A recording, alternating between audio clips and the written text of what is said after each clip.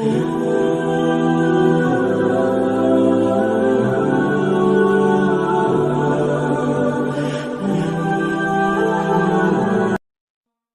سلمان فارسی رضی اللہ تعالیٰ عنہ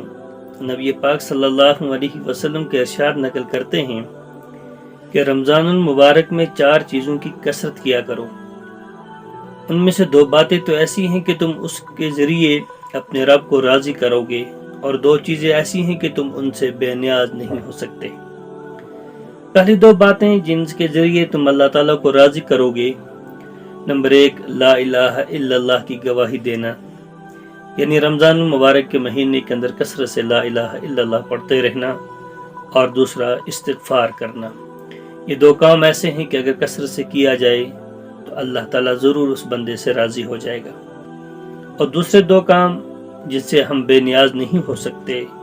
وہ ہے اللہ تعالیٰ سے جنت کا سوال کرنا اور جہنم سے نجات مانگنا۔ لہذا اس مہینے کے اندر ان 4 چیزوں کی بڑی کثرت کریں، لا الہ الا اللہ کا ورد، استغفار کی کثرت، اور اللہ تعالیٰ سے جنت کا سوال اور جہنم سے آزادی کا سوال اللہ پاک سے بار بار کرتے رہیں۔